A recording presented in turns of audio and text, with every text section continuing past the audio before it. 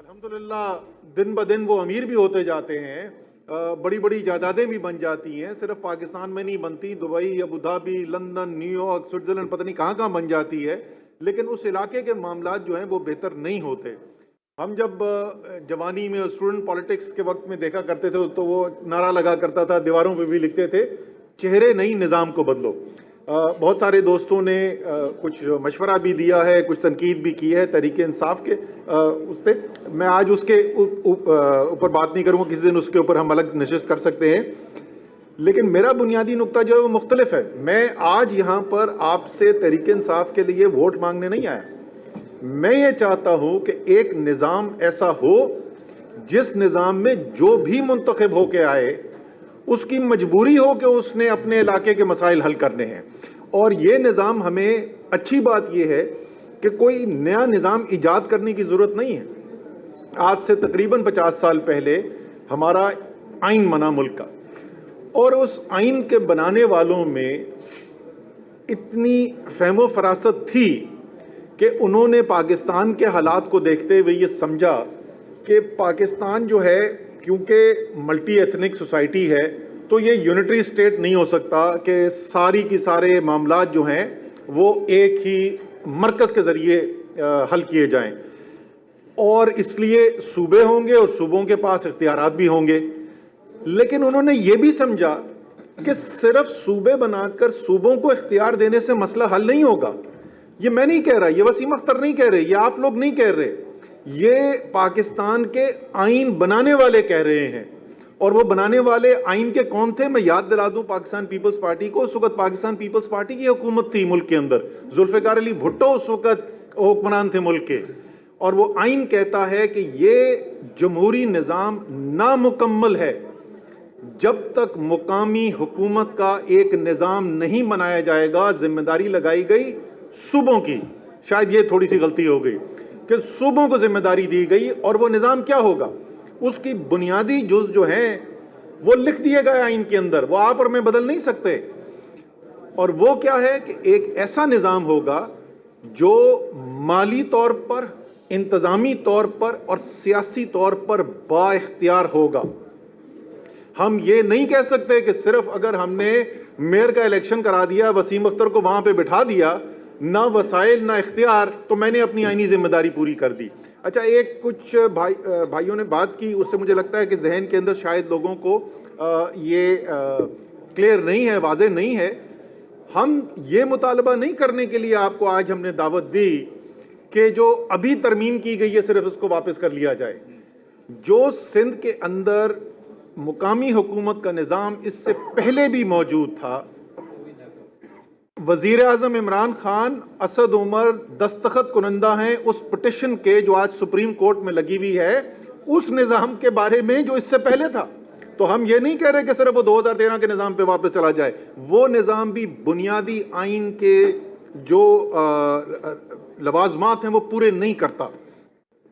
तहरीक इंसाफ का बुनियादी यकीन है कि ये जो इस वक्त निज़ाम हमारा बना हुआ है, ये हमारी सियासत भी, क्योंकि चंद ख़ानदानों के कब्ज़े के अंदर सियासत है, तो वो सारा ज़ाहिर है उनकी कोशिश ये है कि सारा निज़ाम ऐसा हो कि चंद कुर्सियों के अंदर तमाम इख्तियार हो, और वो इख्तियार से वो ख़ुद भी मालदार हों, जिनके ज़रिए वो अपने लोगों के ऊपर कंट्रोल रखते हैं, वो भी मालदार होते चले जाएँ।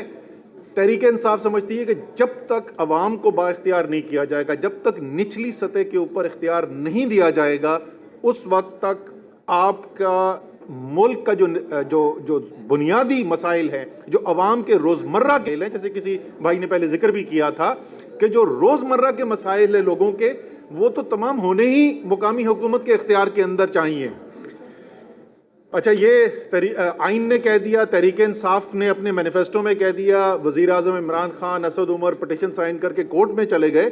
आपका एक जायज़ सवाल ये होगा कि अच्छा, आपके पास भी तो इख्तियार है, आपके पास भी तो पंजाब में हुकूमत है, आपके पास खैबर पख्तूनख्वा में हुकूमत है, आपके पास इस्लामाबाद में हुकूमत है, तो वहाँ पर आप क्या कर रहे हैं? ये जो इतनी अच्छी अच्छी बातें कर रहे हैं, ये तमाम चीज़ें वहाँ पर क्यों नहीं कर देते?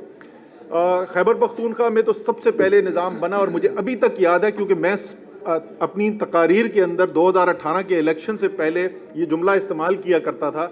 वसीम अख्तर ने एक अपने किसी मजलिस में बैठे थे और वहाँ वो नशर भी हुआ था जिसमें उन्होंने कहा कि अच्छा मुझे सिर्फ खैबर पख्तूनख्वा में मेयर के पास जितने इख्तियारात हैं वही दिला दें तो मैं कराची के लिए कुछ कर दूं। तो वहां पर तो हमने पहले कर दिया था।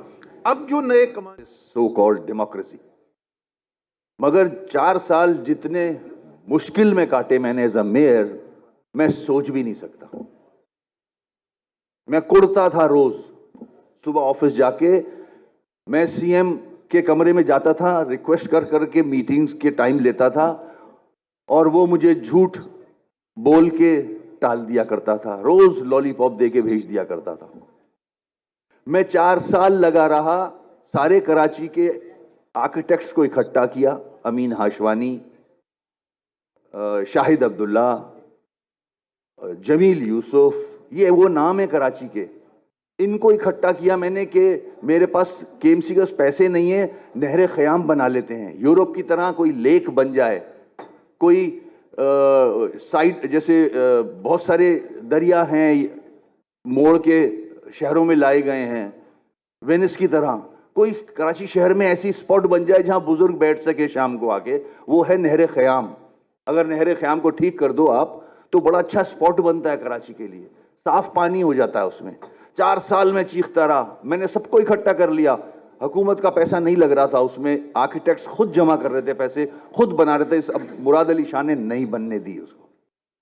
इनका ब्रॉटअप ही गांव देहातों का है, मैं क्रिटिसाइज नहीं कर रहा, फैक्ट्स बता रहा हूं।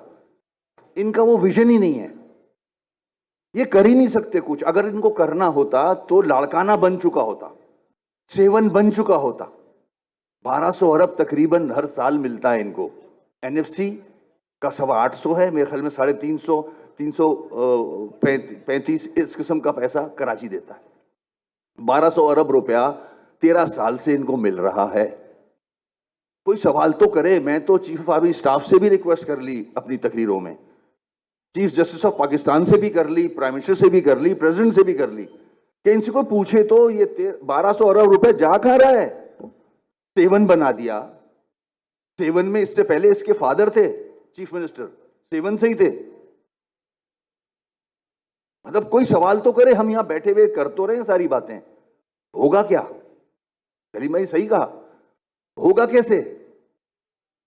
जब तक हम, कल देखें हमारी भी प्रेस वो हुई थी एपीसी, उसमें भी यही बातें की गई थी, जो कि मैंने बात की कि ये 4 साल मैं रोता रहा हूं, कुड़ता रहा हूं, मगर इकट्ठा कोई नहीं हुआ। जब तक हम इकट्ठे होके इस बात पे को तय नहीं करेंगे कि इनका जो एक्ट है उसको हम उस वक्त मानेंगे जब सब बैठ के अपनी तजावीज देंगे, वो एक्ट कराची के लोगों के मुताबिक बनेगा तो इलेक्शन होंगे। ये तो इलेक्शन नहीं कराना चाहते। आज भी ये इंगेज किए हुए हैं। देखें बहुत शातिर पॉलिटिकल लोग हैं, ये बहुत शातिर, हम पहुंच ही नहीं सकते इनकी पास। पीटीआई तो सवाल ही पैदा नहीं होता, अलिफ बे भी जानती हो इनकी पॉलिटिक्स का, इतने शातिर हैं ये लोग, शरीफ लोग हैं, नहीं पहुंच सकते। ये 1970 से हुकूमत कर रहे हैं।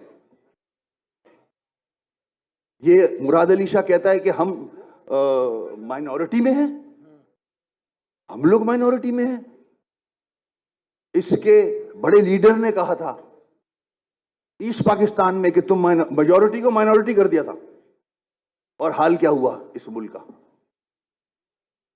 इसका भुट्टो था वो जिसने ईस्ट पाकिस्तान को माइनॉरिटी में तब्दील किया, हालांकि वो मेजॉरिटी में थे। आज हमें बोल रहे हैं आप माइनॉरिटी में। आपको नाजमाबाद ने पैंट पहनना सिखाई है,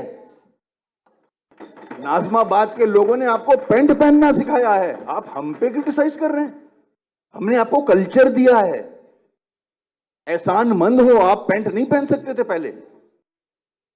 71 में मुझे याद है जब वडेरा कराची शहर आना शुरू हुआ, रिश्वत के पैसे से घर लेना शुरू कर दिया इन्होंने।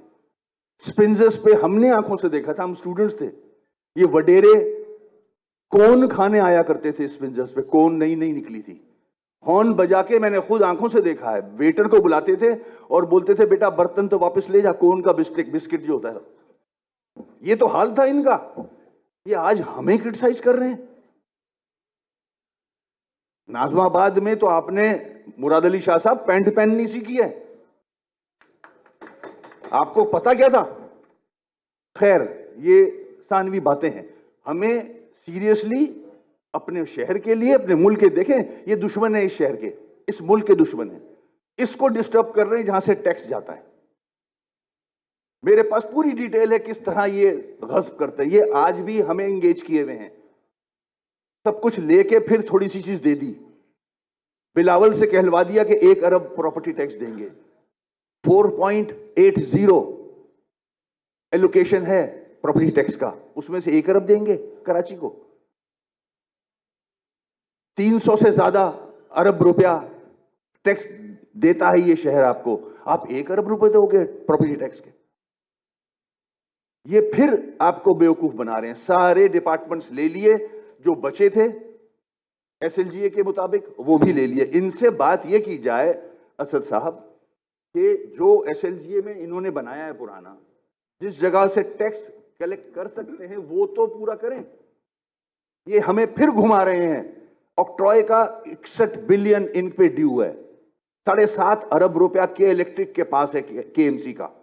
आज इनका एडमिनिस्ट्रेटर बोलता है कि केएमसी एक्वेरियम बना रही है, झूठ। वर्ल्ड बैंक का पैसा है, क्लिक उस एक्वेरियम को बना रही है, केएमसी का पैसा नहीं है। ये अवाम को बेवकूफ बनाते हैं।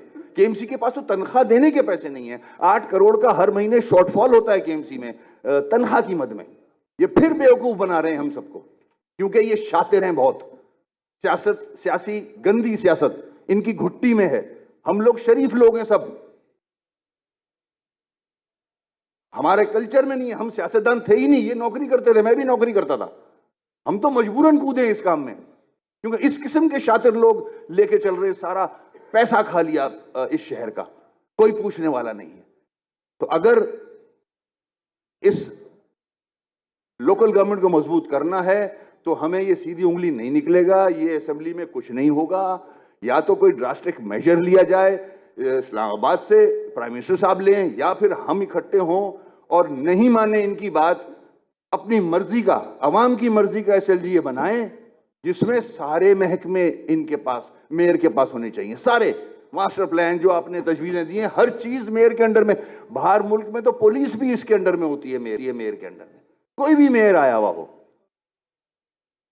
तो सिर्फ अगर हमने मीटिंग्स करनी है, कल हमने भी की मीटिंग, मगर इस तरह से मसाइल हल नहीं होंगे। अब अल्लाह का शुक्र है 4 साल मेरे चीखने के बाद सारे स्टेक होल्डर्स, सियासी जमातें एक पेज पे आ गए।